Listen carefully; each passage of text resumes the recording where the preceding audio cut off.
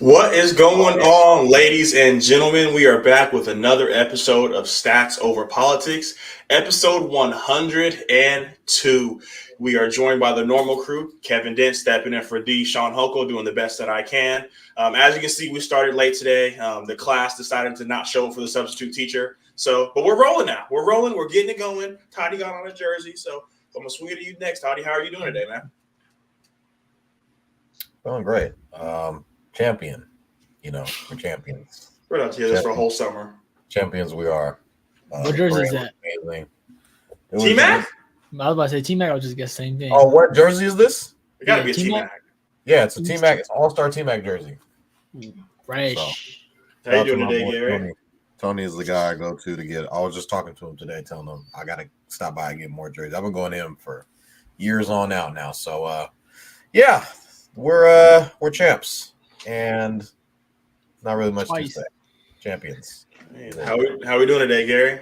We chilling, man. We chilling. Nice hot Monday in Sacramento, kid. I don't know if you missed this part, but it's a hot Monday, but it's good. Technically this is the first week of what? No sports, I guess. No basketball, football for our show. So but we got a lot of topics. So let's get cooking. Yeah, it's a lot of topics. And as you guys know, we have a returning guest, the state champion, Alex Dent. Thank you so much for joining us, Alex. How are we doing today? The favorite child in the Dent family. I'm good. I can't complain. I'm actually watching this Game 7 for the NHL. The hockey game. That was game, yeah. You two are peeped in with that? I know a lot of people talked to it about me today, so I knew a little. I knew what was happening, kid. Let me say. Alex texted. She goes, "We're talking about the Stanley Cup." I said, "Who's Stanley?" He did what in this cup? Man, he did. I misspoke too. There's some good WNBA games been on lately too, so I actually been watching that too. So yeah, there is some from our usual. We usually talk about. There's some other stuff. As you guys know, I am an avid gambler on this show.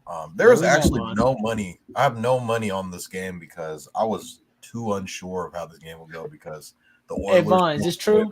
All the gamblers on TikTok who be trying to sell people on picks and stuff and trying to say WNBA is the easiest to get money. Do you feel like that or no? Or are they right a lot of people just blindly bet unders. I wouldn't do that on everybody. No, that's the wild TikTok. But I'm not saying in general though. People been winning money on NBA or winning money by just betting the under on everyone's points, rebounds, and assists in WNBA. But the under in the game totals have been really good. I recently bet on the Minnesota Lynx this past weekend, -5.5. That cashed. But that's just I'm a degenerate. So yeah, Toddy bet water polo in the Olympics. I'm telling you. Yeah, no, I was talking. Wake up at 3 a.m. to watch China play water polo. You guys know me. I think it was like 2 shows ago. I had money on the Panthers and they cashed for me.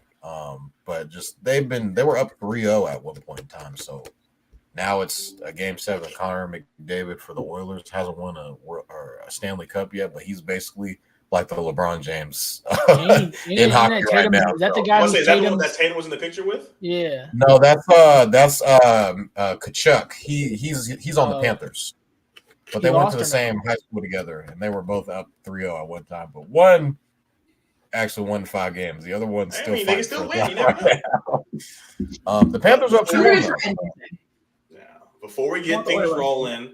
As everybody knows, if you watched us during basketball season, you notice that we now have 2 Celtic fans on the pod. So, Alex, I'm going to give you the next couple minutes to just talk your talk. We listened to Toddy for an hour and a half last Monday, so we'll give you your little short and sweet section. Just go ahead and let us know everything that you knew going into the finals.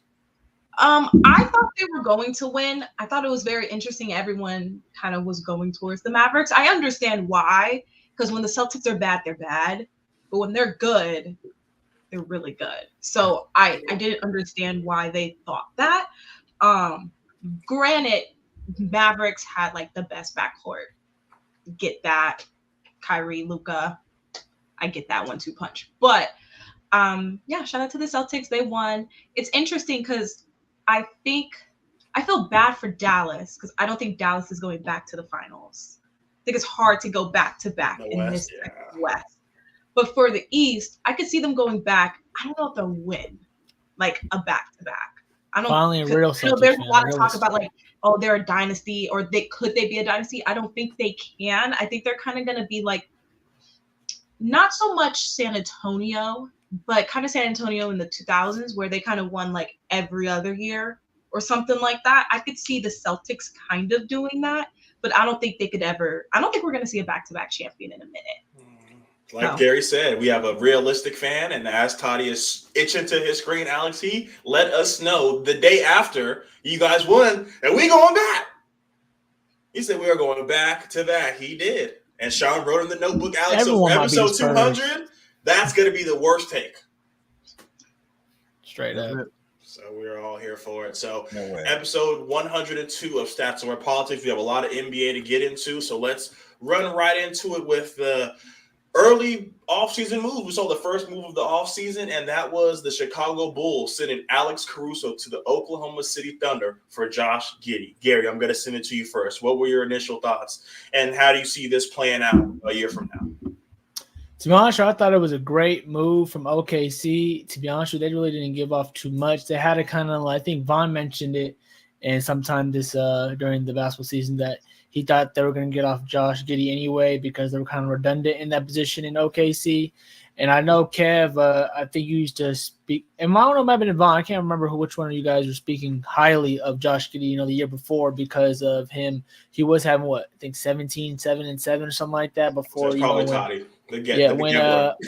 When Chet Holmgren was out, during that year. So, that time when he had the ball more and could do more, not do more, but, had the opportunity to do more, I feel like he flourished. And so I still believe that. I don't think this is one of those, we don't really have those in a lot of opinions nowadays. But I feel like this was a win-win for both teams. Like the OKC, which is great to see that they have a top 5 MVP candidate. And when you have one of those type of guys, you should really go all in and all that. You shouldn't be waiting and things of that nature because I think they know probably been scarred. They can be gone in a hurry, as OKC knows when they lost their 3 MVPs in a way. And so I think they have all these picks. They have all these guys who, they were versus a team that they lost to a team that would end up going to the finals. So they're not too far from knocking on the door as we've seen this year, being number 1 seed. They're really ahead of the schedule, to be honest with you. And I've always talked about me being a Kings fan. I feel like we're like toe and toe again. Technically, I guess people might think that they're ahead of us, but I feel like we're the young teams going at it. Who's going to really have that next spot in the West? And so them getting this was a big move, getting a vet who's won a championship, 3-and-D. Like Alex Caruso is a guy. I don't know if maybe Vaughn maybe looking at 3, maybe he's moving his eyes up, but defensively wise, all NBA, no one wants to. If anytime you hear ex-NBA or current NBA players talk about the best defenders, they talk about Drew Holiday. The second name they come out is AC's always his name. Alex Caruso comes out their mouth. So him getting that nod and him being able to add addition to this team can take off the burden from already pretty good defensive team, guys. But SGA is not no slouch on defense. They have got Dort already on this team, as we know, who was guarding Luka this whole match. So that's just give another guy to throw out one of these guards that they have. And they already know their depth in the scoring position with the system they ran this year. So this is a great move from them. I wish our Kings would have done it, but hey, we're going to see. We still got a lot of offseason to go to see where we land. So, yeah. So before I swing it to you, Alex, I don't know if you saw, Gary, but the Kings did. We swung and we missed. We offered 13, and they said, 13? There's nobody at 13 better than Josh Giddey. And they usually teams take the pick over the player because, the unknown of what we know. And now you have to extend Josh Giddey. So there's a lot of things going on in Chicago, but I've been seeing a lot of things that they were just trying to find a replacement for Lonzo Ball, man. You paid all that money for him to be a playmaker, and then he hasn't played in 2 seasons, I believe, maybe 1.5. I don't know exactly. But, Alex, let me get your thoughts on Alex Caruso and getting traded to OKC for Josh Giddey. So it was a straight-up trade. Straight-up trade. No picks, no money, no nothing, no season tickets. That's so interesting. Like, how did the Bulls even come? Because I think the Bulls should have blew it up last offseason. So it's kind of like they're trying to go that way. I know DeRozan is a free agent. So he's probably going to leave. They need to trade Zach LaVine and Vucevic, and they'll probably keep Kobe White. But Kobe White's good. I didn't want to mention him. Good yeah, he's really good. Like I think when you try to rebuild, you not rebuild around him, but like he is a part of that rebuild. Him and Josh Giddey are like maybe complementary. I feel like I think he brings a lot. I think he got really exposed, and he's young, and it got into his head.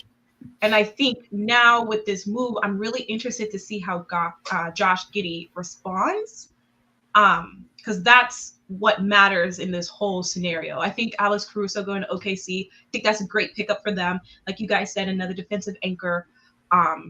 Maybe he starts, maybe he comes off the bench. I don't know.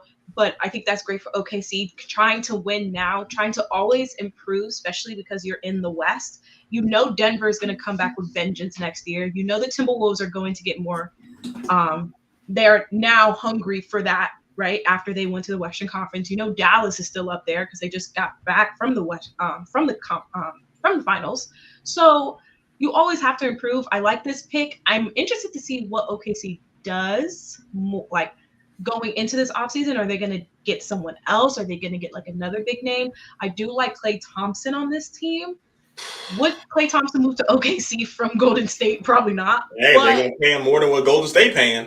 I mean, I get it. I don't ever get me wrong, but I mean, like, just lifestyle change. I think that's very drastic. And maybe he does, maybe he doesn't. But I'm interested to see what OKC does more in this offseason. Definitely. And before I swing to you, Todd, we got some comments that we're going to get to from Dad Dent. There is a fire sale in Chicago.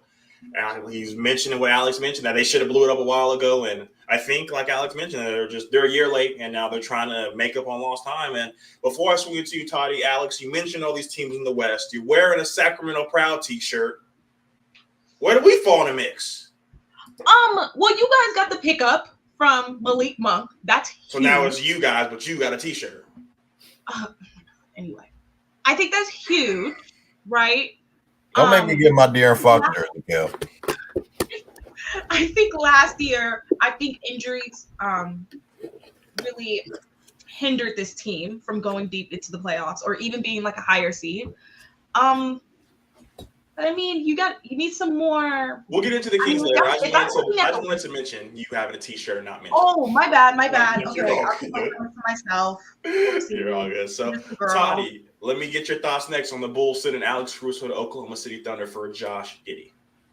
I thought it was kind of strange that Sam Presti was able to finesse a trade without giving up one of his millions of trades that he has in the next and up-and-coming drafts. You meant to say picks, yeah? Yeah. So I just think that I guess this is a fair trade wise. And the reason why I was looking up Garry is because I was thinking about, was Alex Caruso on that bubble championship team? And I was like, oh, he actually was. So yes, Alex Caruso is indeed a champion. I think he's one of the better defensive players in the league. I think we can all agree on that.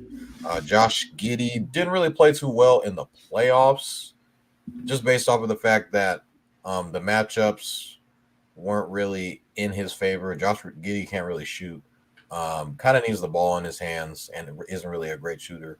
When things start to get really tight in the playoffs, you need a lot more shooting and a lot more spacing. And when you're not able to space the floor out, you're not really going to play. So his minutes kind of dwindled in that Dallas Mavericks series that ended in 5 games. So, I mean, this Bulls team, like Big Dent said, it's a fire sale in Chicago. Alex already kind of alluded to it, talking about her saying that there was supposed to be a fire sale last year, as we all were kind of hinting towards that.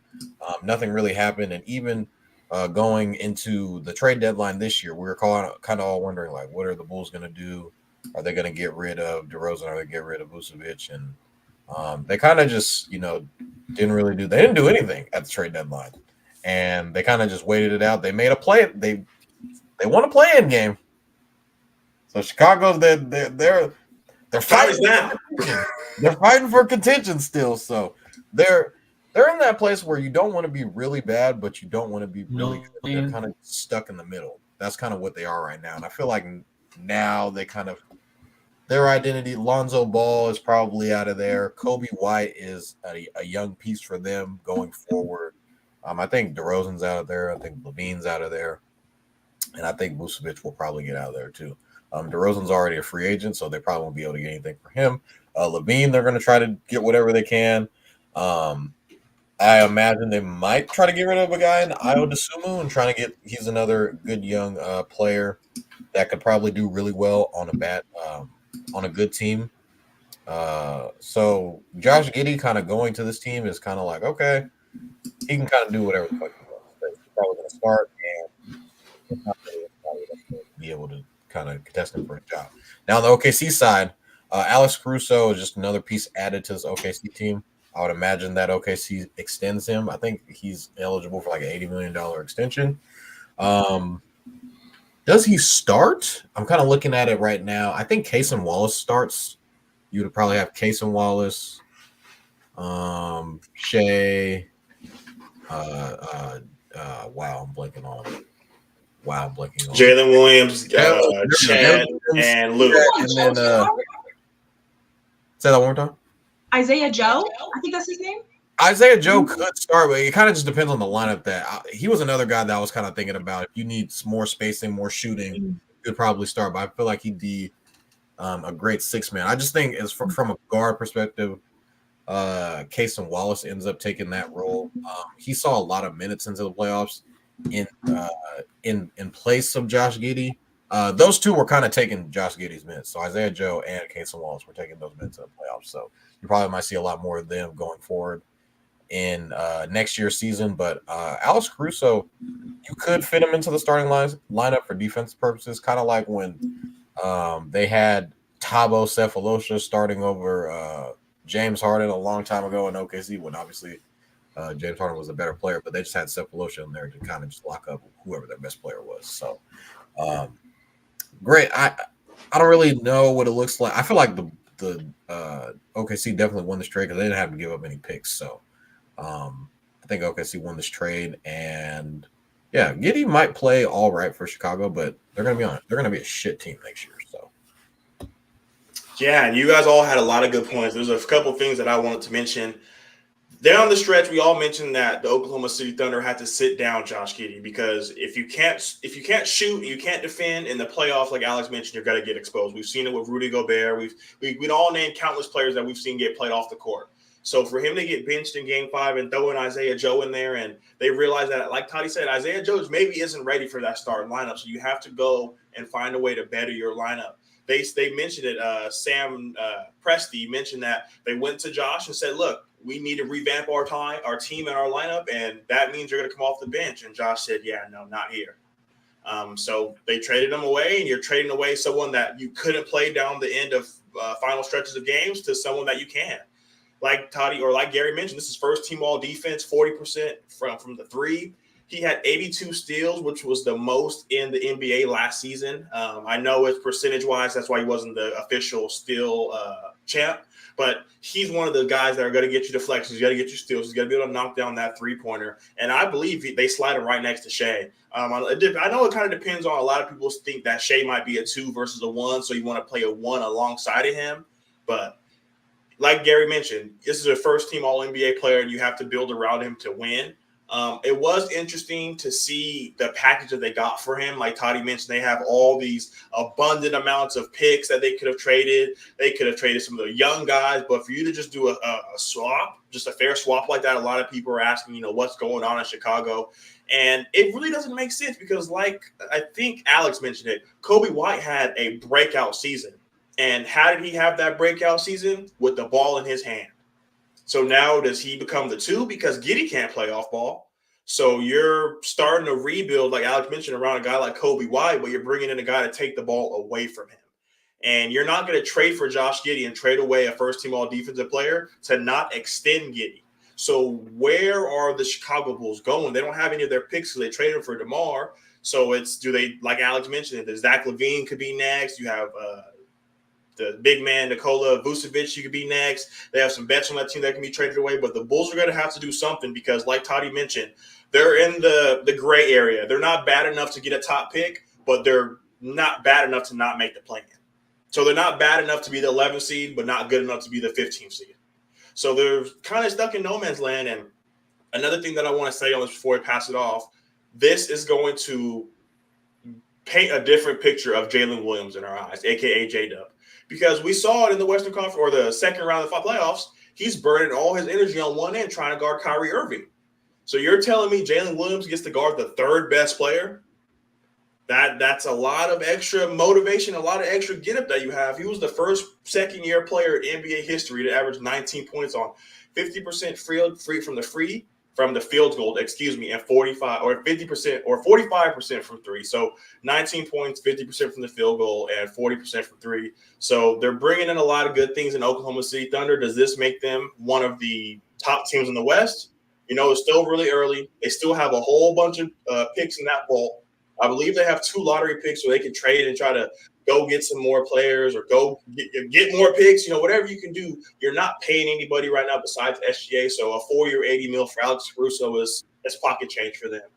But we have a question from Uncle Manny, you guys. So I'm gonna bring it to the panel. And if you guys have any suggestions to answer the question, just go ahead and shoot it out. So Uncle Manny said, who will get DeMar DeRozan? So where do we think DeMar DeRozan is going to go in the offseason? Or would be the perfect fit? I saw Philly was a team that you could kind of insert him into. A closer, a guy that can get you 22 a game, older. This is like his 15th year in the league. So DeMar, he has a lot of clutch experience in the playoffs, regular season games. Just another guy who could take the load off of an Embiid and now of a Tyrese Maxey. So I saw the Sixers. That would be a really good team for him to go to a contender in the East. Another team you could add for him is the Bucks. Kind of the same deal. I don't know if they'll be able to afford him, but he's a third guy that can be another scoring option. Take a little bit off of Giannis and Dame. Doesn't really help their defensive issues that they kind of already have.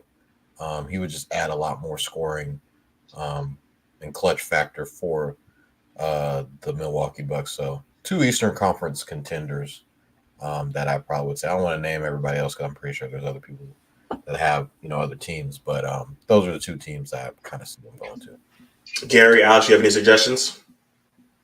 To be honest with you, I think DeMar DeRozan, and I feel like a couple years ago he had a bad rap, and I'm happy that he kind of changed that narrative, I guess, in the media where, I don't know, I feel like his value was really low. And, me and Kay were mentioning a couple years ago, I think he should go to the Lakers. I think he'd be a good fit with LeBron and them. I just feel like, to be honest, I feel like he'd be a good fit anywhere. Like, he's a bucket getter, like basically Vaughn is saying. He's mid-range assassin. So basically, anytime you need a high percentage shot, which you need in the playoffs, and you want someone reliable in terms of being a vet and a good locker room presence and the whole 9, I feel like DeMar DeRozan fits that bill. I think all depends how much money he wants and how much money he wants and how much his team was willing to pay him right now. Like Vaughn mentioned, I think if he is in season 15, the league's going younger due to all these. I don't know if you guys keep hearing all these GMs, all these people who been talking about. They all talk about the second apron or first apron, basically saying we ain't trying to pay that and we got to go younger, to basically in a sense. And that's why I feel like we're losing a lot of vets in the league. Like I think I've seen John Wall talking about that today too, and he should be one of the vets in the league too. I know maybe he didn't have the best of endings with his last team, but the way he was speaking today, I feel like a lot of vets, even like we see Boogie Cousins playing somewhere, we see a lot of guys who really should be vet presences and helping guys steer them the right way. Because I feel like, yeah, you can want young players and things of that nature, which is all good, investing in the future, you know what I'm saying? And obviously they're more cheaper in that fact. But at the end of the day, you need someone to help guide them and help that process. If these guys are coming in more talented, why wouldn't you want a vet to just, they can't, learning certain things that vet knows, you have to be in the league for a long time, no matter how skilled you are. So them just giving you that background knowledge of how league works and things of that nature, I feel like, especially still a bucket getter, like DeMar DeRozan, I feel like it should be easily, I feel like at least 15 teams, or at least playoff teams, at least should be knocking on his door to help for his services, because he's I think a valuable player still in this league. Easily can have one night if your star's out or anything, have 40 or 30 if you need it. But he can get you easy 15 if you need it. And a lot of benches need that. So hopefully he can find a good place for him there. He's in his career, so I'm pretty sure near the West Coast where he's from in LA, probably were the ideal situation, I'm assuming. So I don't know if Philly is the way to go for him, but hey, you never know. He played in Chicago, so you never know. All right, Alex, do you have any landing spots for DeMar DeRozan? I could definitely see him going to I could see him going to the Clippers if they lose Paul George. But I think he stays in the Eastern Conference. I think if he's still trying to get a ring, it's easier just to go to the Eastern Conference. So I think like a Philly would probably be the best bet for him. But yeah, he needs to get out of Chicago now. So I got a hot take for you guys. What if he goes and plays with Mr. Tyrese Halliburton and Pascal Siakam? They're Give still them not, I mean, they're not going to be. Okay, look, not a contender list, but it gives them a shot. Better than a shot than being in Chicago. They go to the conference finals. Like, you got to give them that type of respect. You got to give at the end of the day. That's what I'm saying, Alex. You got to give But the man. another good team is New York. That'd be a good team for him. Nah, they need a big time name. DeMar ain't big time like that. And I Let's feel respect like DeMar like he's not a multiple All-NBA player. When we think Knicks, we say they're one piece away, and I think all four of us will agree DeMar would not. They might lose Anunoby. Anunoby's entering free agency. yeah. So, I mean, but DeMar is DeMar. He's a great third or fourth option, I think, for any team. So if he could fit that third or fourth role if they keep Randall. Yeah, I think he could be a third, fourth option still. If you're on Laker team, he's a third option. He's relying. I don't know if y'all watch this shit, man. He's just by air. I don't know what's negative about it. He literally still averages all the same stuff he averages. He just doesn't shoot threes. Knows ball. I don't know. I just thought he looks like he's nailing. He ain't losing no step. Only thing he's not shooting threes, so he's not taking high volume shots. All right, we're gonna get to one more. We're gonna get to one more comment, and then we gotta move on. So, Toddy, this is for you, or Alex. I guess you too. You Celtic fans. Uncle Manny said, "How about Boston getting DeMar?" We don't need him. We ain't got money. Yeah, we ain't got no money We got either. two players. He said we don't need him. Yeah, remember when Carmelo was like, "Hey, P," they said, "I think I should come off the bench." Unless he wants to vet men. Yeah, you want the vet man? You want to come off the bench? You want to buy in? You want to buy in? You want to buy in? Get you a ring? But since we're talking about Alex Caruso, since we're talking about Alex Caruso, I figured this was the perfect time for another This or That segment featuring Alex Caruso. So, Alex, you were not here for our first This or That. So I'm going to say, Alex, the topic is Alex Caruso. I'm going to name other guys' names, and you let me know if you're taking Alex Caruso or blank. Mm-hmm. So, This or That, Alex Caruso. First name, Derek White. No. Say who you're taking. Just say who you're taking. Derek White. Toddy, Garry. Oh, yeah, Derek White. I got Derek White at the moment just because he's scoring prowess. Yeah. But defensively, they're both pretty good. Yeah. All right, I they're both good. That's a good matchup right there. Next name, Herb Jones. I'll take Alex Caruso. Oof. Herb Jones be hurt I all the do time. like Herb Jones, man. He scarred our Kings fans. I know. I done watched this 5 times this year. We got a good dose of Herb Jones for So sure. you're taking Herb, Gary? But I'll take Alex Caruso. I'm gonna take Alex Alex Caruso. Caruso. I'm gonna take Alex Caruso as well. So now it gets interesting. Draymond Green. Draymond. Come on, man. Well, Draymond. Let's respect. I'm taking Caruso. At this stage of the You don't career, punch I people would in the take nuts. Caruso too. But you can't knock Kings fans down don't like Draymond Green's ability to be in the hub. All Hub of the right. offense. Next name. Dante DiVincenzo. Dante. Dante. I'm He had a little 40. scarred from Dante wearing a Kings jersey. 40 Almost points. Alex. Damn, I think we're all 4 of us going with Dante, huh? I was not expecting No, that. I'm going with Alex. He had a I'm going with 40-point Alex. game in the playoffs this past year. Next game. Josh Hart. He's a sniper though, but Oh. I'm going to take Alex Caruso. Josh Hart is a really good, scrappy guy. those guys you mentioned are really good in the roles. That's the thing. That's I'm what's not so sure. hard They're to all do role for him to players. do. This is a role Yeah, player. yeah. So, But those are all really good. They're really good at their role, I'm gonna like take what they're Caruso. asked for in a new uniform. I just feel like Alex, you get him, anywhere you ask him, he gonna lock down. So you're He taking gonna Alex? lock down. He's not Yeah, gonna I'm lock taking down for 48 minutes like Josh Hart does. Oh yes, he I mean, is. Alex. Alex Caruso needs You to. should know an Alex. Yeah, I'm I'm going to take Alex Caruso as well. Next name, Jalen Suggs. Alex Caruso.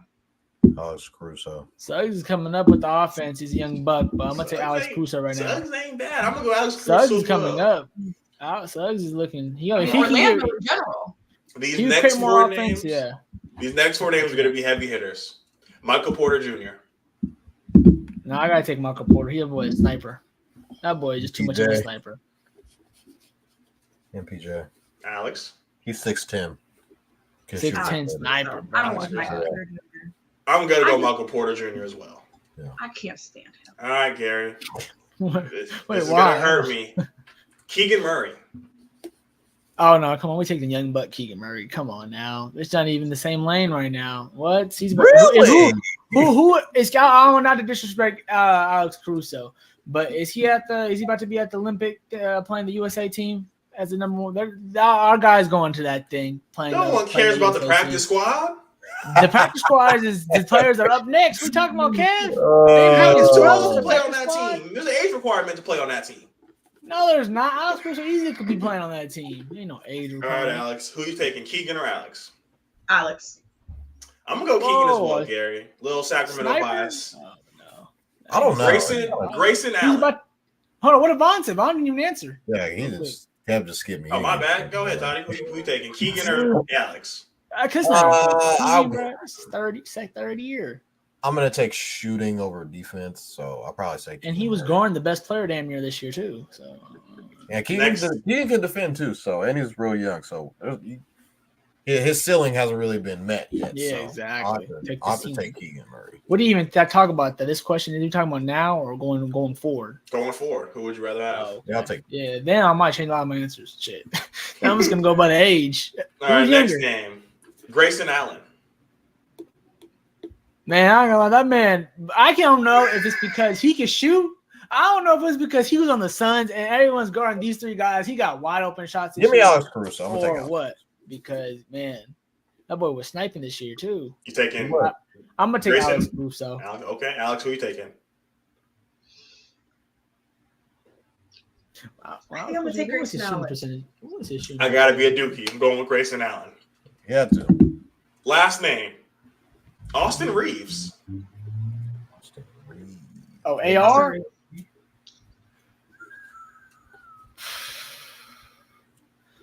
Oh, Somebody say something.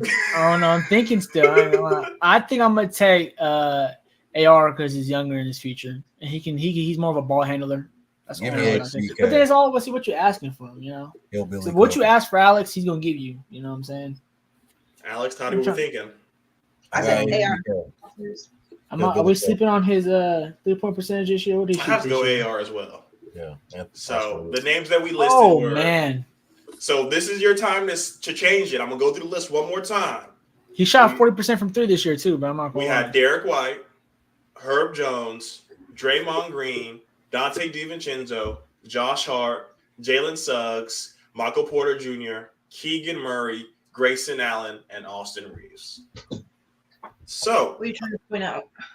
oh, no, I just wanted to revisit the list, for the content purposes. So moving on, let's throw it to the LeBronologist, Garry. The Lakers signed JJ Redick to a 4-year deal. What are your thoughts? I think it was a great signing. I know there's going to be positive negatives of whatever coach they would have hired, to be honest with you. It's because it's the Lakers, and that's how it always goes with the Lakers, you know what I'm saying? And so me just actually watching an interview with him and Rob Pelinka talking about the whole situation. I know everyone probably is going to put the negative everyone's going to point to about JJ is probably going to be the coaching experience. I feel like that can easily be compatible with playing 15 years in the league. Like, I don't know. I just feel like there's a lot of players, and maybe like there's players who have maybe dabbled a little bit, like Chauncey Billups a little bit, Steve Nash. Like they might have did. I don't think Steve Nash did, but I think Chauncey. I'm not sure if he was assistant coach the year before for 1 year before he got to the job. I can't remember at the moment. He might have been assistant coach for the Clippers for 1 year before he took the Portland job. I can't remember, but like there's so many good coaches. I feel like who've been players who've transferred over, and just for the pure fact that I feel like everyone's making it seem like JJ Redick just got this interview, the Laker interview, and that was it. He had a Raptor interview last year. He had, I think, like 3 interviews this year too already. So like he's been already in the mix in terms of wanting to be a coach and being the coaching circles and things of that nature.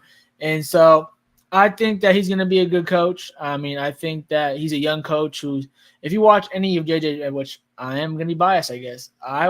Been watching JJ's podcast and everything since day one, from everything he drops, because I just feel like it's all straight basketball, love of basketball knowledge. And if you love basketball, if you don't love basketball, you can't really watch JJ Redick's podcast. I'm not going to lie. If you're there for like the entertainment purposes and things of that nature of basketball, you can't really watch his stuff because it's really X and O's and deep talk with the basketball. Exactly. It's simple as that. So that's why I love watching his stuff. So I think that him being that smart and that much love of the game, I feel like it's going to translate. Now the hard part is probably, like who is, like he talked about today, who are going to be the coaches in the bench? Are they going to be with experience? Who is the staff that's going to be around this team, which really can help him in his future? At the end of the day, I think Rob Pelinka mentioned today LeBron wasn't in this, and he and AD was really involved, and that just shows that LeBron's in the stage of where he's like, no matter what coach you have, I'm going to be the coach.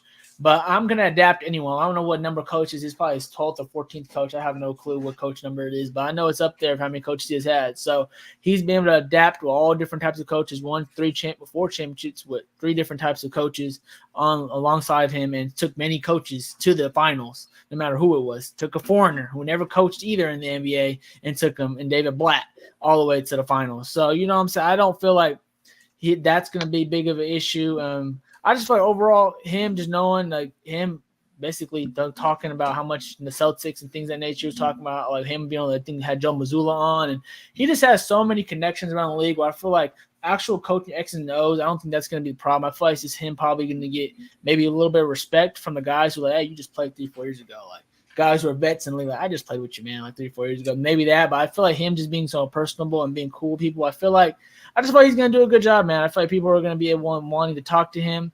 And I'm happy to see someone new because, they always go kind of in the same circles of the coaching and who's been there before. So I'm glad a young guy got a chance to show what he got. And hopefully he proves everyone wrong and, he could do some things with the Lakers because as a LeBron fan, as Kev just mentioned, I would love to see LeBron get one more ring before he rides out here on the sunset. So hopefully he can help that out. And like before we talked about it, when me and Alex and Kev before Vaughn hopped on while we're waiting was it don't matter who the hell is coaching this team. Who the hell is going to be on the team? Who is going to be on the team? Like we just mentioned, you need 3-and-D guys like Vaughn's Celtics is littered with, and 4 or 5 3-and-D guys, no liabilities, guys who could do everything. And so in this type of NBA, you're going to need that. And so that's, I think that's going to be Rob Pelinka and their job to try to surround him and LeBron and AD and all the core guys with the right pieces around to help run any system he wants to run. He can have the best system in the world, the most high-tech, using the analytics, smart, everything you want to use, you know what I'm saying? But if you don't got the players to put that system in play, how are you going to work? I think that's why Eric Spoelstra is one of the best coaches because it seems like no matter what kind of team he has, he kind of forms a system around the team he has, not the opposite, you know what I'm saying? So it's interesting how JJ takes upon that approach. If you watch JJ, seems like he's always going to go with the adapt with the players I have type of approach. So let's see what they cook up in terms of the team. But I have some faith in JJ Redick, and I think the Lakers are still going to be I think they're still going to be a factor, obviously, because they still got LeBron and AD. You guys still got two guys who are big-time players in this league. So I feel like no matter what, hey, you want to start with the Pistons or you want to start with the Lakers with LeBron and AD on your side? I'll take the Lakers and AD with all the pressure you guys want to throw on me. You want a job next year or 2 years from now? I'd rather take my chances with LeBron and AD than a bunch of young bucks, to be honest with you. Well, what you're saying is, Gary, is LeBron and AD. LeBron is not a Laker right now. Yeah, but this is going to be pretty hard pressed for me to see LeBron James not being a Laker next year, Kev. I'll be pretty shocked, to be honest with you. Even though, in my opinion, I would love to see it because I feel he got way opportunities to win in other places. Philly, Cleveland. Yeah, this is for you. Somebody play back to Miami. I can see so many things where help. Go to New York. Oh man, they'll love him in New York. Drop LeBron in the Knicks uniform like that. I guess that was supposed to be the plan before they went to Miami. I guess when you hear all these other players talk about the background story, what could have been, what should have been, drop anywhere, Kev. I would love to see him go somewhere if you have a higher opportunity, but. You got mansions and LA weather. Come on, yeah, mansions everywhere, Gary. True, man might have an island out named after him somewhere. Damn, there's so much stuff I feel like it's hard to unroot, but you never know. LeBron always had the game. Never know what he's about to do. Yeah. Before I swing it to you, Alex, I am one that was pretty disappointed that there's no more podcast. Like in general, like I knew the LeBron podcast was going to stop. Yeah, but we could have kept the old man in the three. But then that would have been tampering, interviewing players or whatever like that. It could just be him and no offense to the listeners out there. I don't know the white dude's name. I know him and homeboy. I like their podcast. I like their dynamic because if players can't do it, why can't coaches? Yeah, I think that's the whole point. Coaches ain't gonna do it because they're gonna be the comments is gonna be roasting. And plus, them feel like he's gonna be talking about the team. So it's just so much. Yeah, I mean, I definitely see it, but a lot of bulletin material. Lakers coach think I'm not top 15 or some shit he got going on. You know what I'm saying? Mailbag question. JJ Redick doing a factor cap. When are you gonna get fired, JJ? Like what? So, Alex, I'm gonna swing it to you next. What were your initial thoughts and reactions to JJ Redick getting a 4-year deal to the Los Angeles Lakers? I think no one wants the coaching job for the Lakers because not only is it a team that you can't really do much with right now, and it's a kind of older team in a very young West. But it's also the Lakers, and they're trying to get back to the glory days, like always. So I think just taking on a role like that for 4 years, I think that's very brave of JJ. Do I think he'll be fine? I think it depends on his coaching staff. I think if he gets a really good coaching staff that has some experience, then I think he'll be fine. However, I don't know, because you see Steve Kerr is one of the best coaches in the league right now, and he was a first-time coach when he took over the Warriors. Granted, they did have Steph Curry, they did have a great team, and they won the championship. Kind of like a Joe Mazzulla, he became the coach of the Boston Celtics, but they were already a great team. You know what I mean? So I'm interested to see how he works this, what his structure is going to be like as a first-year coach for a glorious franchise like the Lakers. But I'm kind of in the air. Maybe he'll do good, maybe he won't. I think the Lakers need to stick to their gut though and stick with him for 4 years. I don't think they need to let coaches go left and right. They need some stability, especially if LeBron's going to be leaving soon. He's getting a little older, AD's getting a little older. You're trying to bring some new blood in. You really need that stability for that on that coaching staff. But I am really disappointed about the podcast leaving. Not the old man in the three, but the mindset one with LeBron. Yeah, that was a dope. I've learned so much in that podcast that I didn't even know as a basketball. I had to slow it down and rewind it. So it sucks that that's not gonna happen, but it's kind of in the air. So. Like Uncle Manny said, Alex is right on. And before I swing to you, Toddy, that is probably the only podcast I couldn't listen to in the car. I had to actually watch it on TV because they're bringing out the whiteboard. If you just listening to it, if you don't know what they're saying, the terms they're saying, it's gonna go over your head. So that is probably the one podcast I've ever only watched on television. So Toddy, swing it to you next. JJ Redick, Los Angeles Lakers, 4-year deal. 2 days ago, he was coaching in a fourth grade championship game. Now he's coaching the Lakers, baby. What are your thoughts? The reason why I'm smiling so much is because Kevin has been an avid person in our group chat talking the most shit about JJ Redick, saying he's got no experience. He's coached a 4th grade team. And they even won a championship. You want to coach grown men? They're 10-year-olds. These are 20-something-year-olds. Yeah, so Kevin is trying to figure out where is the correlation. I think JJ is qualified. I don't know if qualified is the right word. I feel like he has the capability of being able to coach an NBA basketball team. Qualified is another term because there's a bunch of other coaches on staffs that have been coaching, being assistant coaches for years, and these are former players like guys like Sam Cassell is another guy who I thought is a lot more qualified than JJ Redick. But like I said, it's not about all what you know, it's about who you know. LeBron James for sure has a podcast with who is it again? Oh yeah, that's right, JJ Redick, the guy we're talking about. And rumblings about him have been started like 2 months ago, so this wasn't really a shocker. There was a little bit of a hat that was thrown in the race, and that was Dan Hurley. And Dan Hurley said, I'm just going to go on back to the East Coast and UConn and three-peat. So we're good over here. He probably saw the instability that we all kind of seen from the Lakers the past 4 to 5 years. Like Frank Vogel won a championship. Like the thing that most coaches are chasing for every single year, won a championship and was fired. Darvin Ham, first year as a head coach, goes to the Western Conference Finals and gets to the playoffs again the next year, fired. You're out of here. So there's not really, any, stability to kind of look, forward to, because it's like, all right, clock starts now. You got a 40-year-old LeBron. You have an older Anthony Davis who's been healthy as of recently, but does have an injury history. And, you don't really know what this roster kind of is construed of. And then you always have these rumblings about Ronnie James wanting to play with the Lakers. That's just another distraction that kind of goes with it. So there's a lot of noise going around this Los Angeles Lakers team all the time. Technically, LeBron James is not on the roster because he's going to opt out of his contract to try and get a little bit of more money. But you would assume with the signing of JJ Redick that LeBron will be back, being that they're podcast mates. I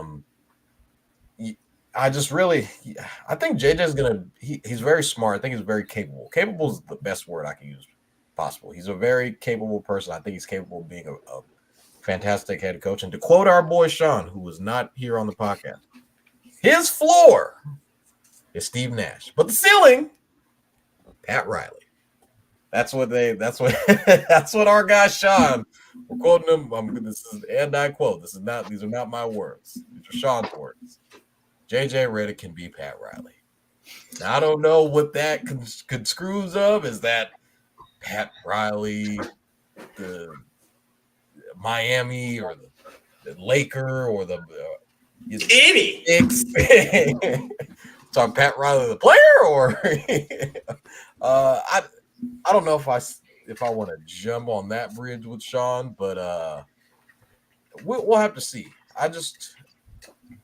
This roster has to get better. I don't think they can roll the same roster back and just kind of hope for the best. If this guy were healthy and that guy were healthy, we would have been at this seed and blah, blah, blah. Like, at the end of the day, the players have to play, and I don't know if it matters who the head coach is, like you guys were kind of already talking about before the pod. It's kind of like, can LeBron and AD be healthy? Can this roster get better?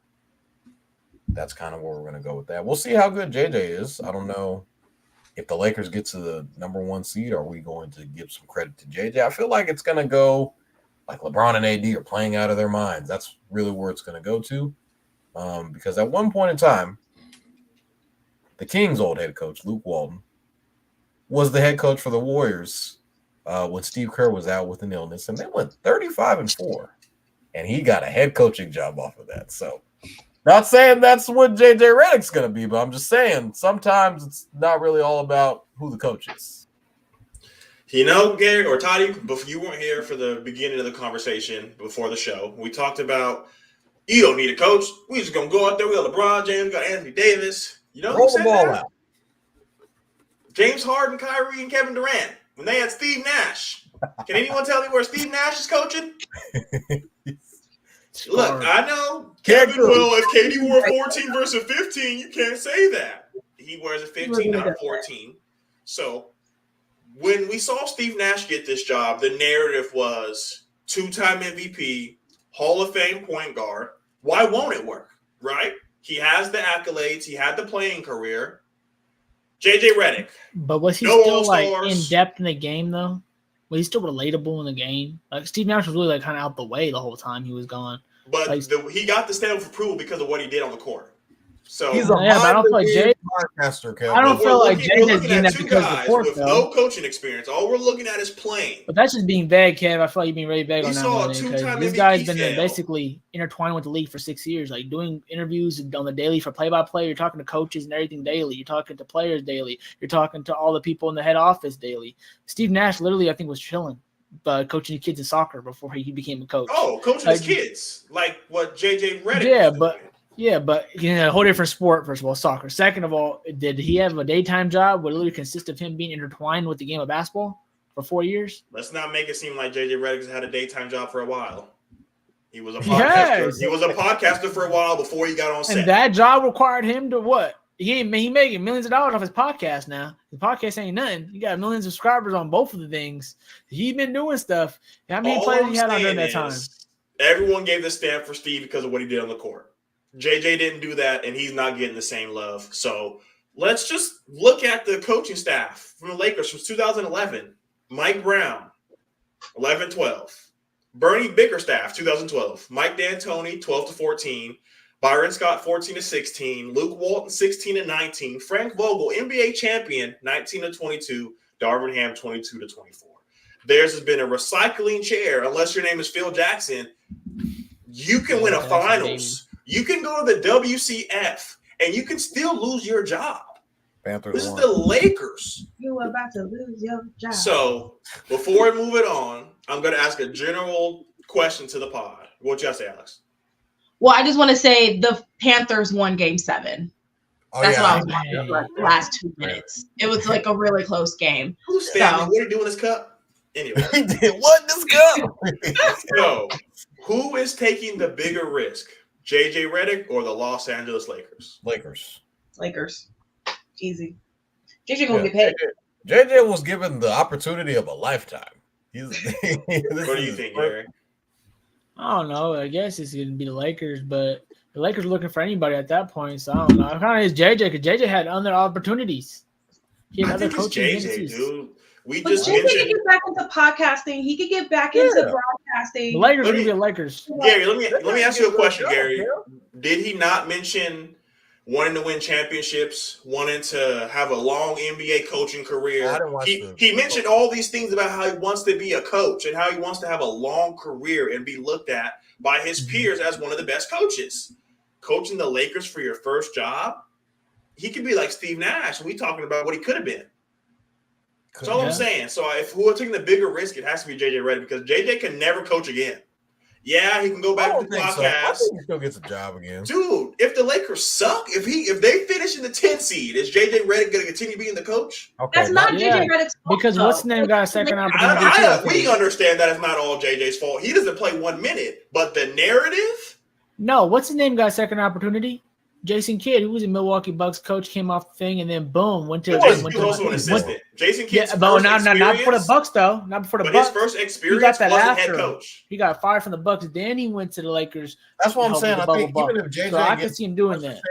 It doesn't work out in LA. I think he finds another. Go be behind Ty Lue, learn a little bit, or behind. Yeah, he might get in the assistant. He might get pulled. He said good things today. So let me ask you guys this: Is 94 and 67 in 2 years a good record? 94 and 60. For who though? Just to answer the question, flat out question. Is that a good roster? It's based on the franchise, depending. All right, let me elaborate. It was the Brooklyn Nets with Kevin Durant, Kyrie, and James Harden. They were just so misfunctioned. I know there's a lot of other things that go into it, but when you look at the record, we can all agree that's not a bad record. There's a worse. Steve Nash isn't even a coach anymore. But do you think Steve wants to coach? I don't. He might be scarred. Maybe, what he yeah, dealt with over maybe there, he bro. don't want to coach. What he dealt with in Maybe Brooklyn, don't know looking what to back. coach. God damn, You ever he thought took a about bad that? time. It was during COVID and shit. A Nick- whole bunch of shit was going Yeah, on. that was. Last I thing think I'm gonna. I think my I man's don't know. scarred. I feel like the Lakers organization needs to take accountability because they're just taking. I don't think they should have even fired Vogel or whatever his name is, Frank, to begin with. And then you have Darvin Ham. I mean, he did take you to the Western Conference Finals, and then you just let him go. But you know what? You got to stick to your gut. Like as a Lakers organization, you can't just be getting them left and right just because things are not going your way. You have to take some accountability with some of the trade assets that you guys are doing, some of the drafting you guys are doing. You're not doing your job, and the coach can't do their job if you don't do your job. So, no. Last thing I'm gonna say, Garry, as another person who watched the interview, he mentioned Austin Reeves, Anthony Davis, D'Angelo Russell, gave a brief overview of the current roster. He only said one of those guys he looked at as a friend. How many coaches you hear are friends with their players? A lot of coaches. I'm not gonna lie, bro. Do they say it to the public? Nowadays, a lot of these guys are friends. Do they say it to the public? Well, he's young enough where it makes sense why he'd be the friends. Isn't LeBron and like JJ close in age though? Like JJ a little bit. I understand. No, LeBron's older. I understand they're close in age, but you've never heard an NBA coach call one of his players his friend. He's my friend. He's my friend. After the game, we get beers. That's my friend. That's all I'm saying. Wait, who did he say was his friend? What did he say was LeBron. LeBron should be his friend. Goddamn, LeBron is the GOAT. They got a podcast. He's not coaching. He's the GOAT now. Man. I'm just saying. Kevin's bringing his. And it's actually good. I want him to be my friend, so he can tell everyone to be my friend too. He can be my friend too. So Alex only has an hour with us, so I have to move this up so we can get her opinion. We have a fact or cap coming up. So Alex, fact or cap? Jrue Holiday has had a better career than Kyrie Irving. I've seen this. I don't think so. I just think with the roles and I don't think so. I think Kyrie had to take more of like that mantle piece in a lot of his and a lot of the teams he had to play. And I don't think Drew's a good piece. He's a good role piece. He's not like the main piece like Kyrie is. So I would say that is cap. All right, Garry, I'm going to swing it to you next. Fact or cap? Jrue Holiday has had a better career than Kyrie Irving. I'm fans of both of these players. What they bring to both of their teams is really crucial and I believe is winning caliber.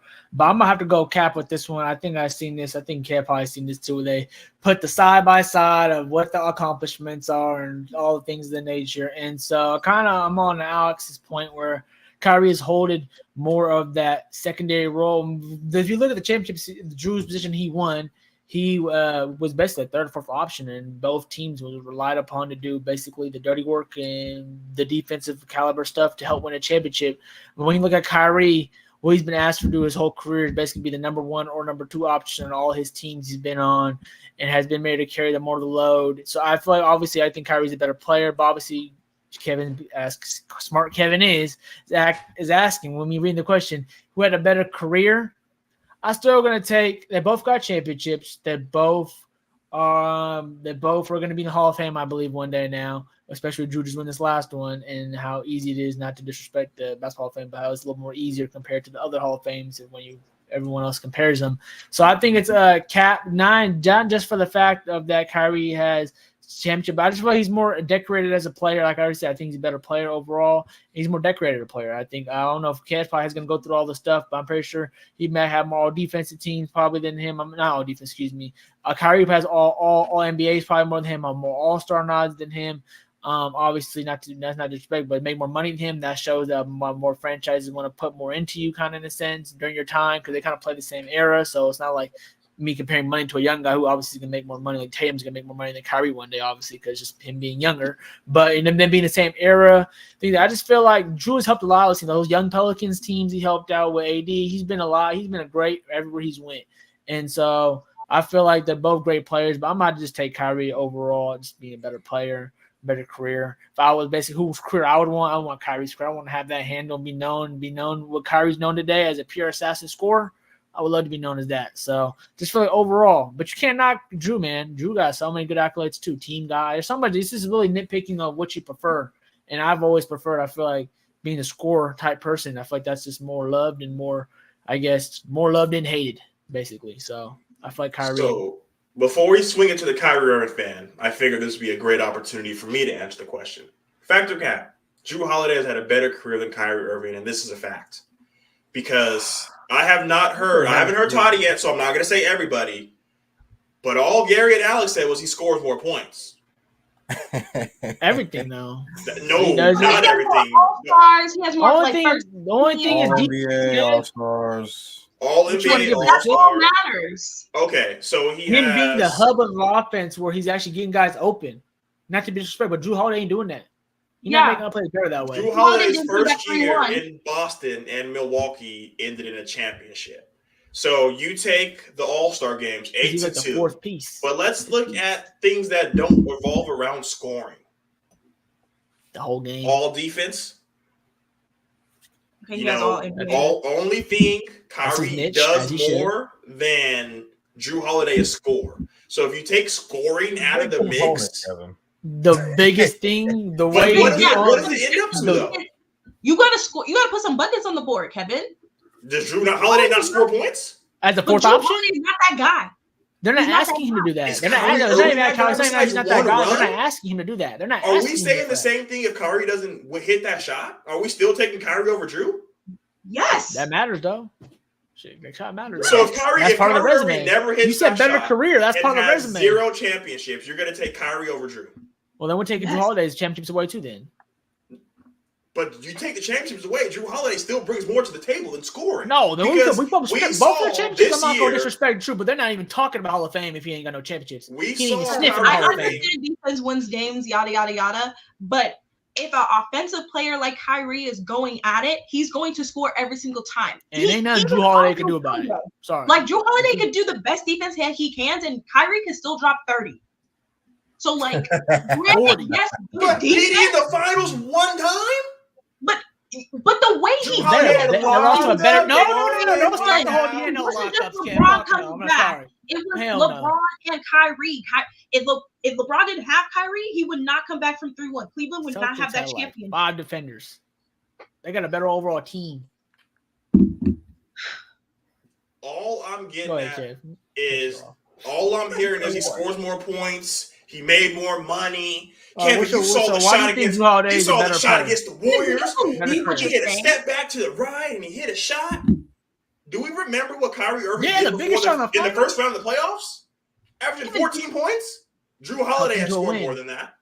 Helped them to Do the you win. do you believe what you're saying? Because I truly 1,000%. don't think you do. 1,000% because this is called stats over politics. And there's one stats that he is better than. And The biggest let me ask you guys this. You have Oh, a what stats champ- do you have that's better? You said one. What's the hold one, on, Kev? hold on. Tell the one, You Kev. have a championship team. You're one piece away. Is that piece Kyrie or is that piece Drew? Oh, I'm taking Kyrie. What do I need? Okay, yes, but you already have a championship team. Like you already have your main guys. Kyrie would be a main Dropping guy. 30 in there. Kyrie wouldn't be the missing piece because he would already be the piece. Oh, let's do this, Kev. Since you think he's a better player, right? You think he's a better player, better career? 1,000%. Both, or you think both, right? You think I think he's a better career. I don't think he's a better player. I think he's had a better career. Oh, okay. I was about to say because Yeah, you we want to go do that. outside right Let's now, take and I him ain't and one put him on. I'm taking Let's Kyrie. take Drew Holiday and replace him with Kyrie this year on this Dallas team. What the fuck they doing? They ain't scoring enough, brother. Sorry, they ain't scoring enough. Let's keep it a stat. Let's that play means Gary's that means Drew what Holiday is if. gonna get double Let's teamed play then. Gary's what if. Yeah, then he's How getting many double times did we teamed. see Luka get blown by? Has now Drew you have Holiday a ever good got double teamed? defender to Has take Drew that Holiday place ever of got double Luka? teamed in his life? Let me know. Sorry, I love him. I just feel like I'm disrespecting man, but I love him because he does so much But great like, stuff. if we're talking about career, it's not just about championships. It's about like the whole thing, and you're only The thinking whole about thing, and all you guys are saying is scoring. I get that the defense is important, but like Being when you a- have all NBA, you have all stars, Being you a have top- all of that. He doesn't go mad. I mean, Drew Holiday doesn't Top go 15 mad. point guard ever. I'll say that. But You know what? Let me take a step back and let me have Uncle Manny handle this. Uncle Manny don't like Uncle Kyrie. Manny, they face each I other already 49 total already times. exposed him. He don't Drew even Holiday has 29. I already know he's gonna. He don't like Kyrie. 6-3 in the playoffs, baby. What are we talking about? Kyrie just has a shot. Kyrie just had better shoes. What team did you play on? What option was he? Was he ever number 2 option on any of these teams? Number 2 option. Tell me. Hey, number 2. He could be number 5 on his team right now, Kevin. It doesn't matter what team he goes to. He will still be like a third, not even a third. It would be like a which is a great option. to have Drew Holiday as a third, 4th option. Number 1. That is a big, as you can see in the finals, having Drew Holiday as your 4th option can win you a championship. Yes. Some would say he was a third. Can win you a championship. There ain't no team that Kyrie on playing no third. No, I'm Kyrie saying would never Drew be was a third. Some people said Drew was the third, not the 4th. But Well, we're going who said along that? back and forth. Where's your receipts? Where's your stats? Okay. I mean, were we saying Porzingis was going to be Finals MVP, or was it the Jays and Drew? I don't think anyone said Porzingis. No one said. That's because Jason Tatum didn't play that well. But I'm If saying Jason played, Celtics fan, Jason since you Tatum have played, both like, these players on maybe your 2 or team 3 within the every last 10 single game, years. it would have been like Who do this. you like? Just saying, Drew Go ahead, Holiday. Vaughn. Do you guys win a championship without Drew Holiday?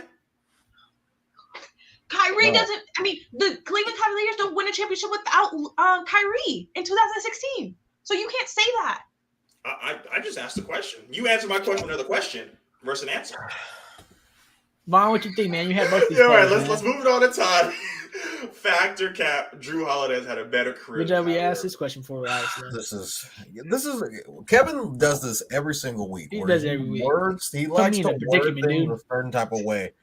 Who has a better career? And then we asked him, would you rather have Drew Holiday or Kyrie Irving? Kevin even said, I'm taking Kyrie Irving. So, went on StatMuse while everybody was kind of arguing, and I looked up Drew Holiday all NBA teams. You know what StatMuse said? They said, sorry, I don't understand that question.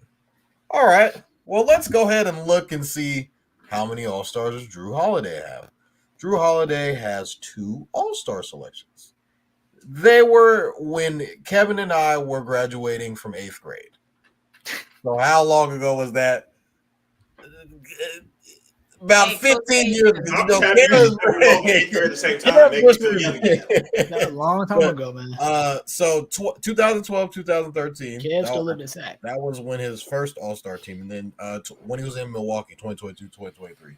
Those were 2 All-Star selections. So then I looked up, I was like, Kyrie Irving, let me see how many he's got. Oh, 8-time All-Star appearances. How many All-NBA appearances does he have? 3. Probably should have more too. And how many now? Kevin is all you have to do. He's scoring. All he does is score. Why was Kyrie Irving considered one of the? He should have been a top 75. See, should have been. There's a lot of people that should have been, but he wasn't. No, But that doesn't mean they're right though. Because Dwight Howard on that was I'm dumb. not saying they're right or wrong. We all They can say made should a have, could video have, for him being all NBA. If the politics, that's why we have stats over politics. The politics got involved, and Kyrie was removed from the top 75. If top my grandma 75. had a dick, she'd be my grandpa. What are we talking about? Kevin, If Kyrie talk Irving about the would have facts. played on this Boston Celtics team, do you think they would have won the championship? The answer is yes.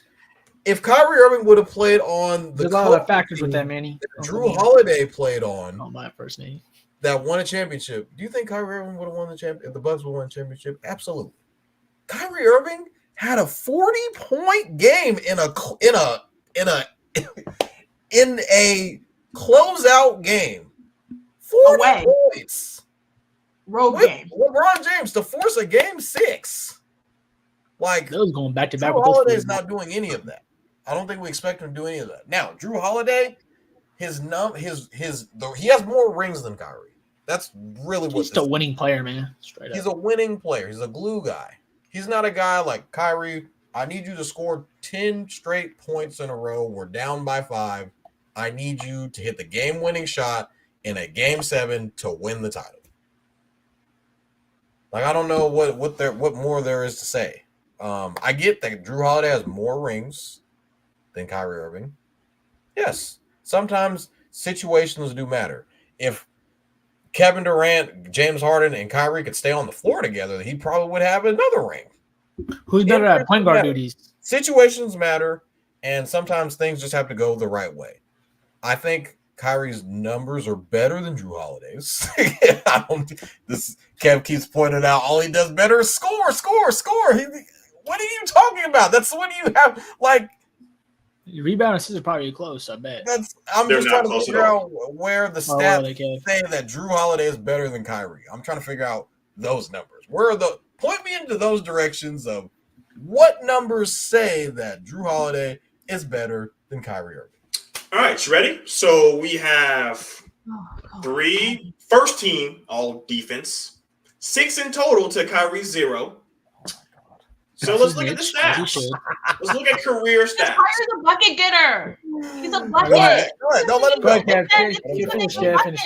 go. Just let him go. Career rebounds. Drew 6. He said rebound. He's talking Kyrie, about rebounding. Assist. Drew 7. Kyrie 4. Bro. Steals. Drew 2. Kyrie 1. I mean, unless this is actual football and he don't play defense, we just sub him in for offense, I've been watching the game wrong. That's all.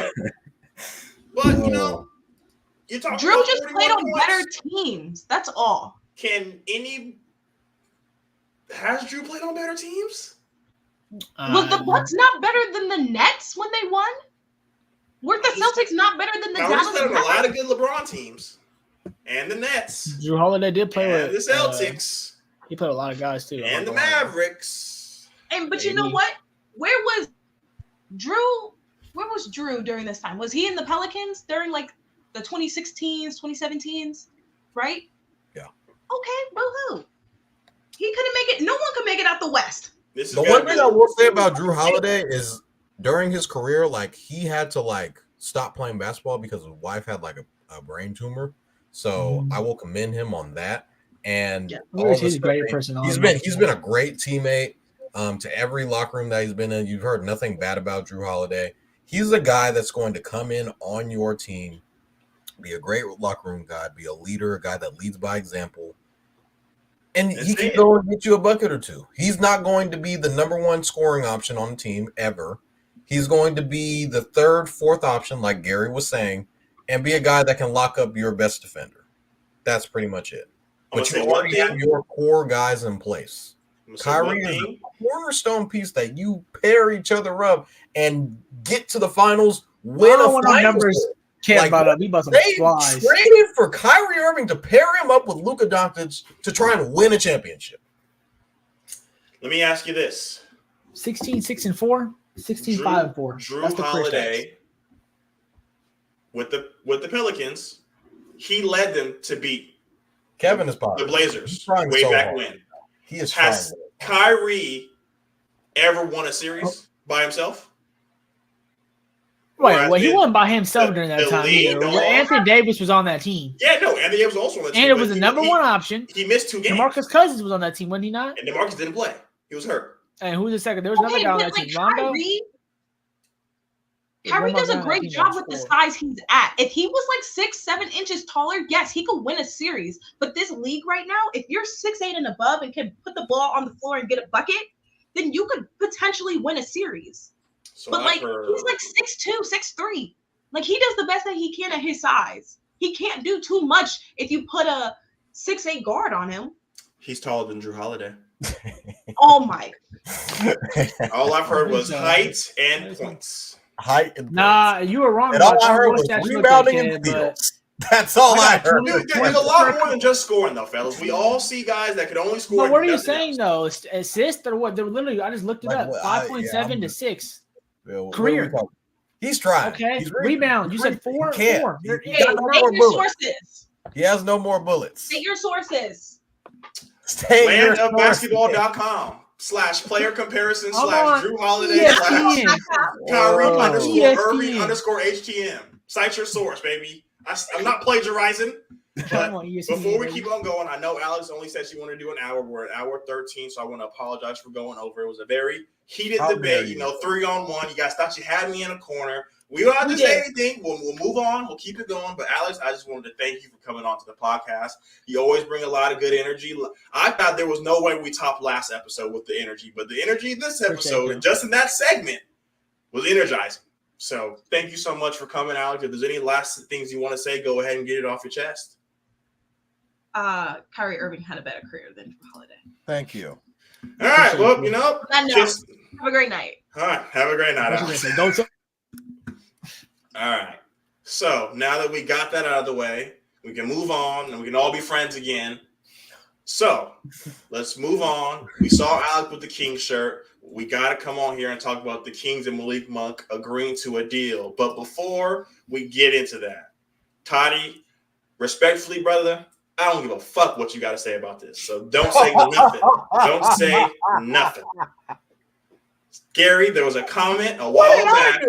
I had to leave it for the Kings fans for the Kings topic, and my dad said, sorry, guys.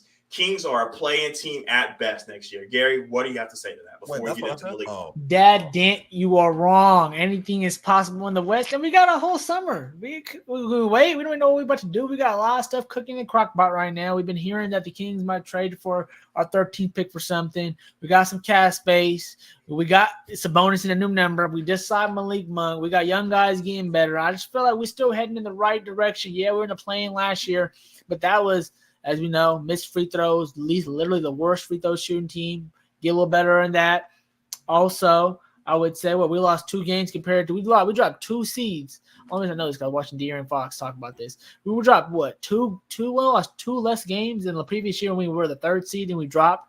So I don't really think we're declining as a team. I just feel like the whole team, the whole West got better. So we're going to have to try to get better. Last year, obviously, we kind of stayed put, as Kevin mentioned before, to try to see if we can make some shape what we had and grow and what we are. I think we kind of seen that. Now we kind of got to shake a little bit. You know, we got one or two big old punches to hit out the park to, you know, get this thing really rolling into the next evolution of the meme team. But I feel like so far that we're on the right track. And I feel like that this right here, to go on what the ticker says right now, I think this proves right here what we've created in Sacramento. Like literally the fans, the whole GM group, the whole everything, the whole Kings organization, what they created. I don't think, talking about my uncle, I don't think 10 years ago this would have happened. I don't think we would have kept a guy like Malik Monk here in Sacramento, especially because we're not the ones that he literally got a way bigger bag somewhere else easily. So him basically saying that he loves it here in a sense. He loves playing for Sacramento. He loves being around this team, loves the culture that we've built.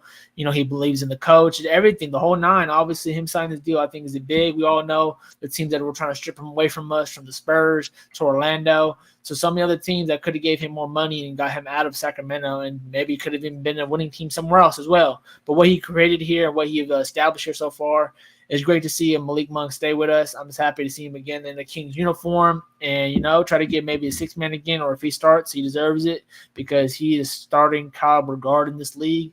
And so for him, you know, he's been saying that, you know, he's been having these skills. Now they're just finally beginning shown to the world on a stage where Mike Brown has believed in him and given the opportunity to be a playmaker, be a scorer, and all things of that nature. So I feel like, again, this is a great move.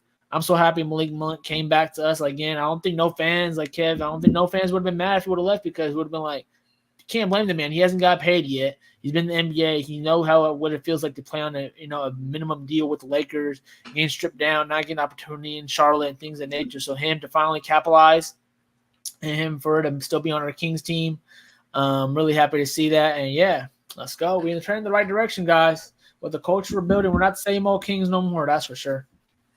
Hey, man, this is not the same, man. I remember when it came to light Malik Monk possibly not resigning. I told everybody one thing and one thing only.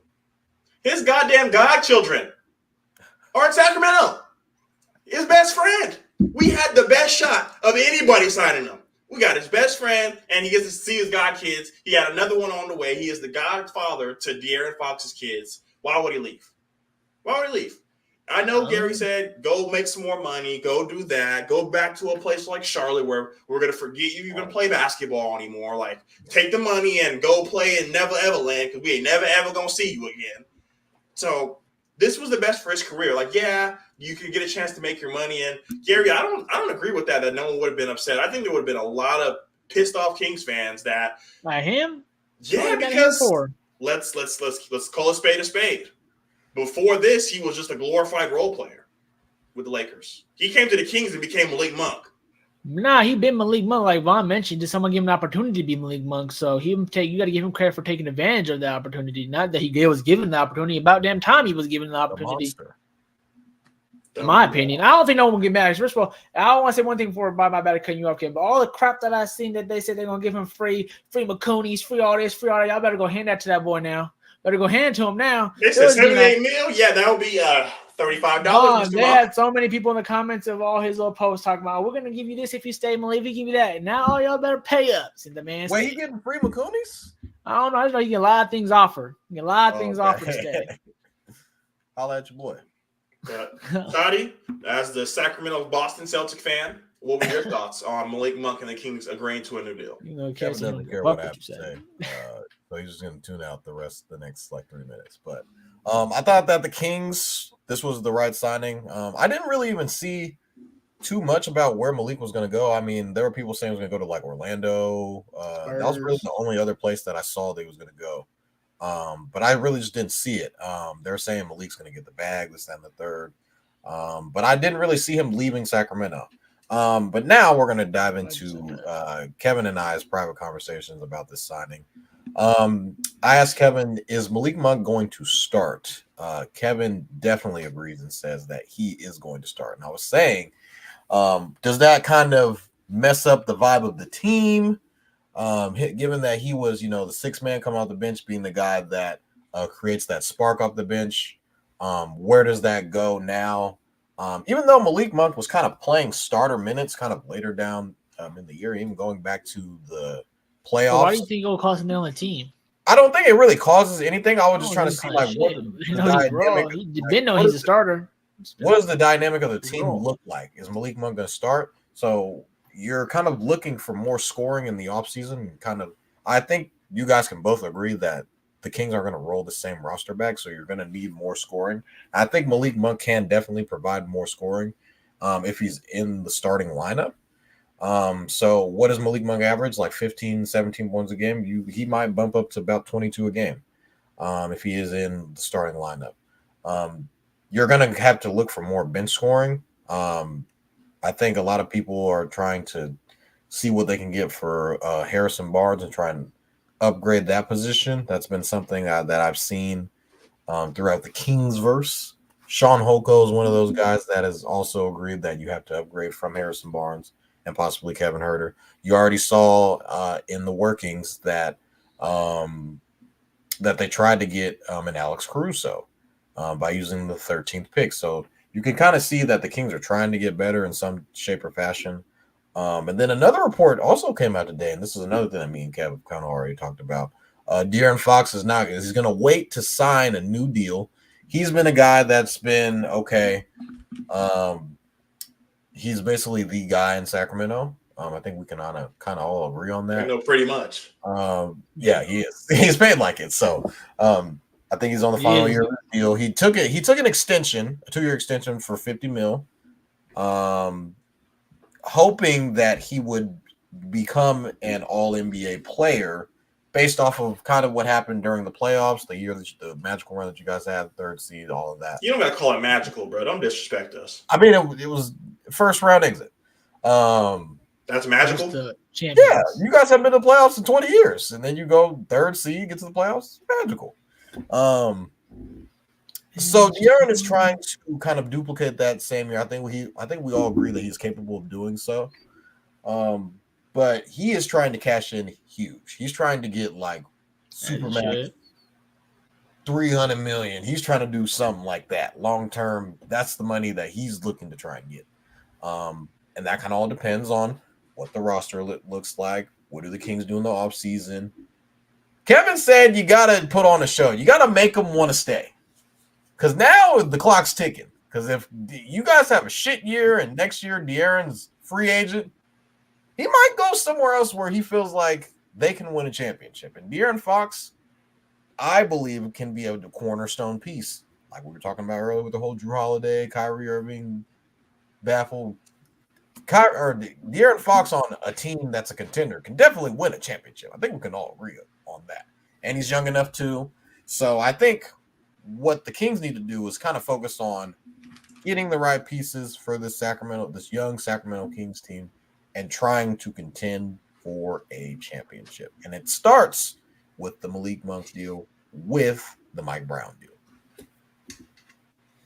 Yeah, man, and I think that was another big thing. I believe if Mike Brown didn't come back, I think Malik Monk's gone. So that's another thing to play into it. But we got two more topics to head into, two more extensions that we want to talk about. So, Garry, I'm going to swing it to you next. The Pacers extend Pascal Siakam. What were your thoughts? I think this was obviously a great move from the Pacers. They obviously made the big time trade, the trade deadline, the very few trades that were at the trade deadline with getting Pascal Siakam. And so they obviously were hoping that he would stay. I'm assuming that they probably had a little bit inkling that he was going to stay prior to. That's why you make that trade for him. But you never know what can happen during the season. And we've seen during this, obviously, them making an Eastern Conference run, that Pascal Siakam was looking like a real reliable player, a real playoff proven player, showing that, he has won a championship before, and he's shown that, he got that type of caliber in him. So obviously you want to keep that right next to Tyrese Halliburton, who is also great in his own right. And, the Indiana Pacers are on the come up right now. So I think this is obviously a good thing to keep the boat rolling and to keep the wheels turning in Indiana. And yeah, well-deserved. And well-deserved. Simple as that. That's a good move to obviously want to keep your guys, especially if you have all-star caliber guys on your team. You want to keep those guys. Definitely, and I think this was a move in the right direction. You had a guy like Pascal Siakam coming at the trade deadline, and he showed that he can be your second-best player. If we see him play this way with the Tyrese Halliburton we saw before the injury, what does this team look like? Before the injury, Tyrese Halliburton was putting up 20, 26, and 12. You know what I mean? So he was really out there doing his thing. So we can get that Tyrese back, the Tyrese Halliburton that people thought could be a first, second team All-NBA kind of guy. He was having that kind of run, 50, 40, 90. He was doing it all. So if we can get that Tyrese Halliburton and a Pascal Siakam to come play with them, you saw Andrew Nembhard, you have Miles Turner, Aaron Nesmith. They have a lot of guys over there. Obi Toppin, they have the core pieces. Now you have to bring in the heavy hitters. And I think that's what Pascal Siakam is.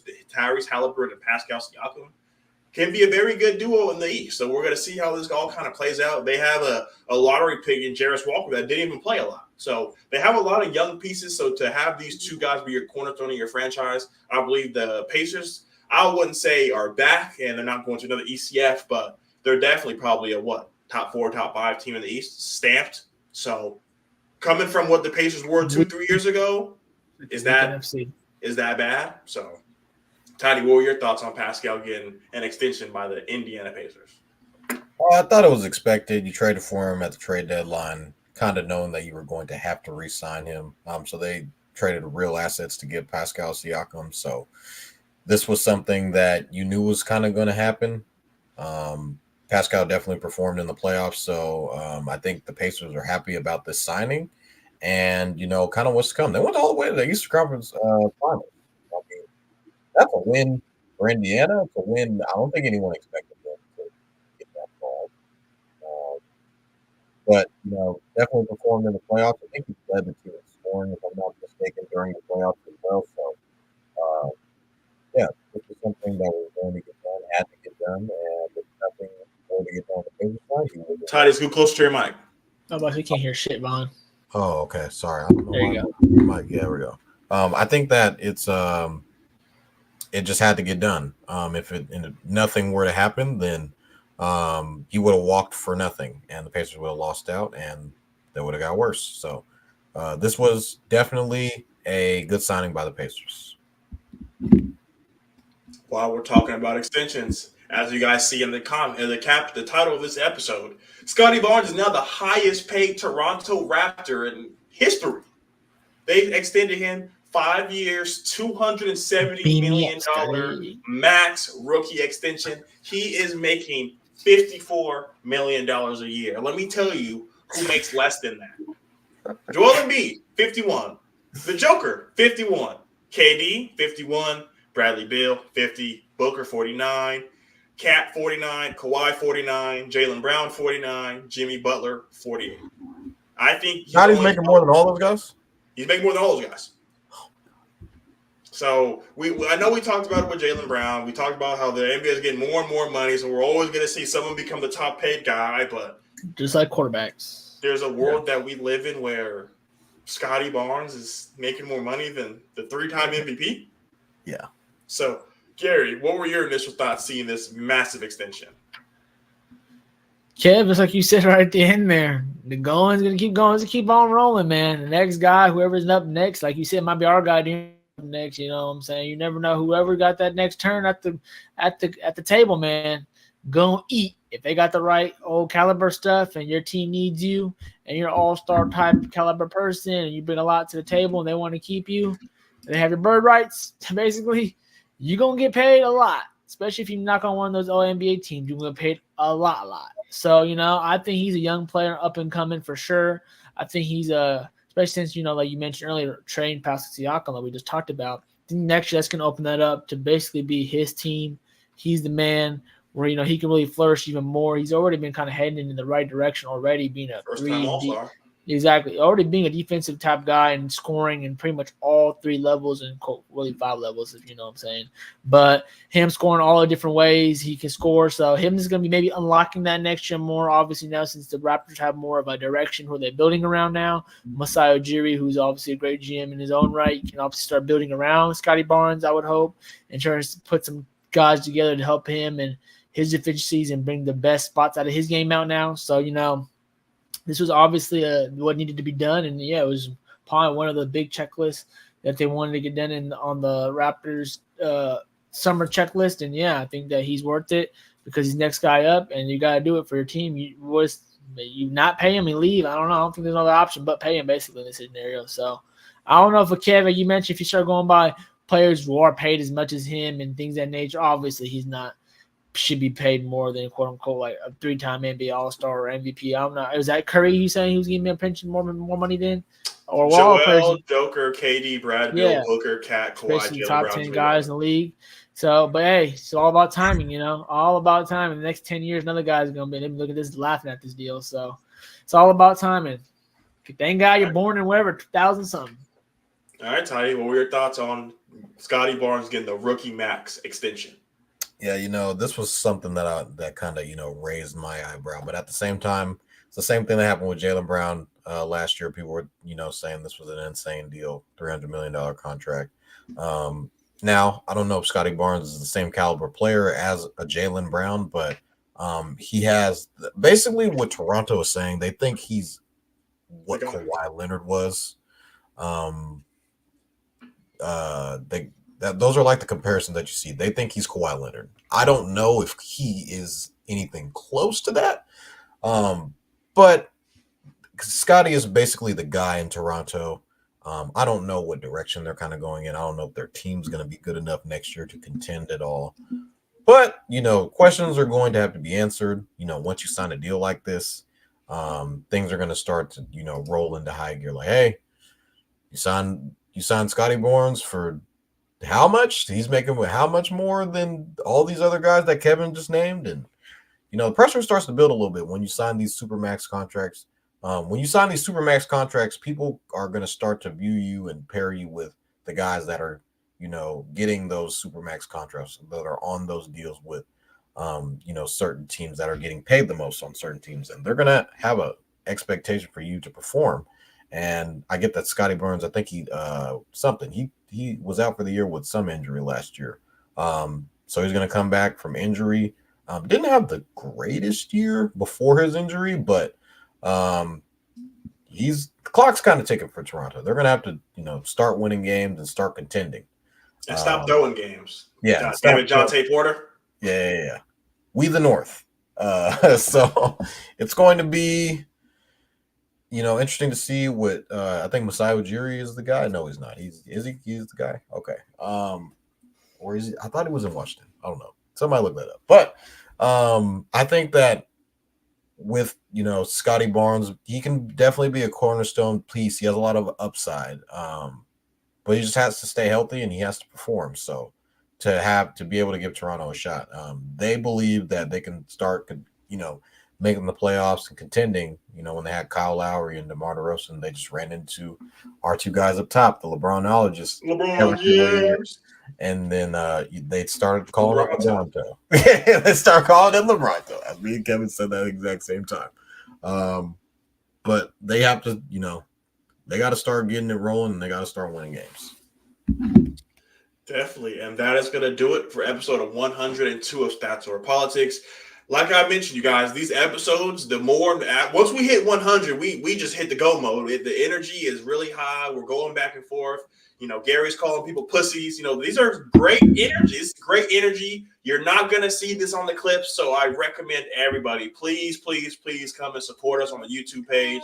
Watch the live, because they have, like you guys saw with the Factor Cap, we have intense debates, and that's what you guys want to see. So we want to make sure we're delivering the content that you guys want to see. And at the end of the day, it's all love. Besides me and Toddy, I really don't like that dude. But besides everybody else, it's always love. But please continue to support us, you guys. We will not be at 102 episodes if it was not for you guys. So I speak for all four of us. We definitely appreciate all the love and support. Please keep following us on all socials. Keep seeing all the clips that we're putting out. And it's the off season now, fellas, so we're going to be getting into a lot more interviews, bringing on some guests, doing some redrafts. There's going to be a lot of things to keep bringing you guys that content until we see the Eagles host that Lombardi Trophy. So we got a lot of content to give you guys. We're going to make sure we give you guys what you want. I want to say one more thing. We always mention the group chat. Toddy mentioned that Shaun said the ceiling was Pat Riley or JJ Redick. I told Shaun, the Pittsburgh Steelers will win a Super Bowl before we look at JJ Redick and say he is the next Pat Riley. I'm sorry, Gary. I know you don't like the strays, but I had to throw it in there. So we're going to win the bowl.